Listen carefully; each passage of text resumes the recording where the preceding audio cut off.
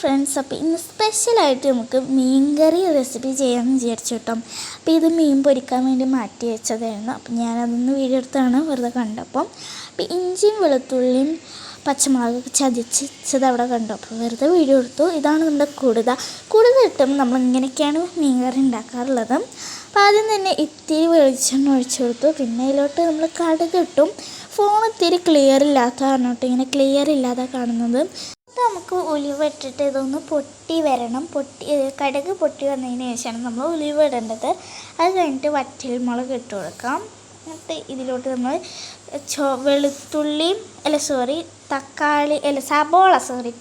സബോളയും ചുവന്നുള്ളിയും നമ്മൾ ഇട്ട് കൊടുത്തിട്ടുണ്ട്. ഇനി നമുക്ക് നല്ല പോലെ ഒന്ന് മിക്സ് ചെയ്ത് കൊടുക്കാം. ഇത് വഴണ്ട് വരുമ്പോഴത്തേനും നമുക്ക് പച്ചമുളകും ഇഞ്ചിയും വെളുത്തുള്ളിയും ഒക്കെ ചതച്ചതുണ്ടല്ലോ അതൊന്ന് ആഡ് ചെയ്ത് നല്ലപോലെ മിക്സ് ചെയ്ത് വഴറ്റി കൊണ്ടുവരണം കേട്ടോ. നല്ല മിക്സ് ചെയ്യണം. എന്നാലാണ് ഇതിൻ്റെ ഈ ഫ്ലേവറൊക്കെ ഇങ്ങനെ നമ്മുടെ മീൻ കറിയിലോട്ട് പിടിക്കുള്ളൂ.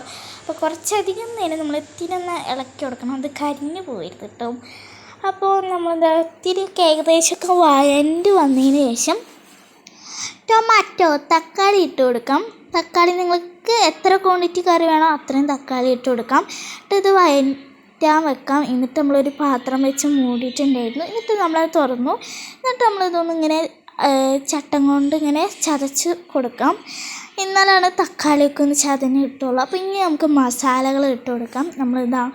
മഞ്ഞൾപ്പൊടി ഇട്ടു, മുളക് പൊടി ഇട്ടു. നിങ്ങൾക്ക് എത്ര മുളക് പൊടി വേണോ അത്രയും ഇടാം, നിങ്ങളുടെ ഇഷ്ടം പോലെ. നിങ്ങൾക്ക് എത്ര എരിവാണോ അത്രയും മുളക് പൊടി നിങ്ങൾക്ക് ഇഷ്ടമുള്ള ക്വാണ്ടിറ്റിയിലിടാം. പിന്നെ മല്ലിപ്പൊടി ഇട്ടു. എന്നിട്ട് നമ്മൾ നല്ല പോലെ അങ്ങ് മിക്സ് ചെയ്ത് കൊടുക്കാം. ഒന്നും നോക്കണ്ട, ഫുൾ അങ്ങ് മിക്സ് ചെയ്ത് നല്ല പോലെ മിക്സ് ചെയ്യണം. അപ്പോൾ ഒരു റെഡിഷ് കളർ പോലെ ഇത് വരും. ഇതാണ് മീൻ കറിയുടെ പകുതി ഭാഗം കഴിഞ്ഞിട്ടുണ്ട്. അങ്ങനെ ഇതിലോട്ട് എന്നിട്ട് ലാസ്റ്റാണ് ഉപ്പിടുക. അങ്ങനെ നമ്മൾ ഉപ്പിട്ടു. ഇത്തിരി കൂടി ഒന്ന് മിക്സ് ചെയ്തതിന് ശേഷം നമ്മൾ വേപ്പിൻ്റെ ഇല ഇടാൻ മറന്നതാണ്. അപ്പോൾ ഒന്നും കൂടി നമ്മളങ്ങനെ മിക്സ് ചെയ്ത് കൊടുക്കാം.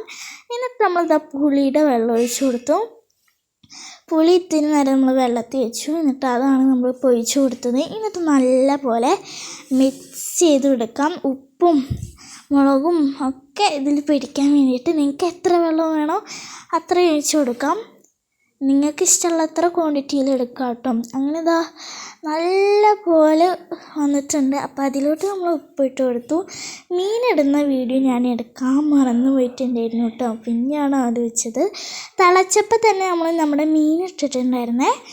അങ്ങനെ നമ്മൾ നല്ല പോലെ മിക്സ് ചെയ്ത് കൊടുക്കാം. ഇപ്പോൾ നമ്മുടെ മീൻ കറി അടിപൊളിയായിട്ട് വന്നിട്ടുണ്ട്. അത് ടേസ്റ്റ് ചെയ്തപ്പോൾ നല്ല ടേസ്റ്റ് ഉണ്ട്. എനിക്ക് നല്ല ഇഷ്ടപ്പെട്ടു.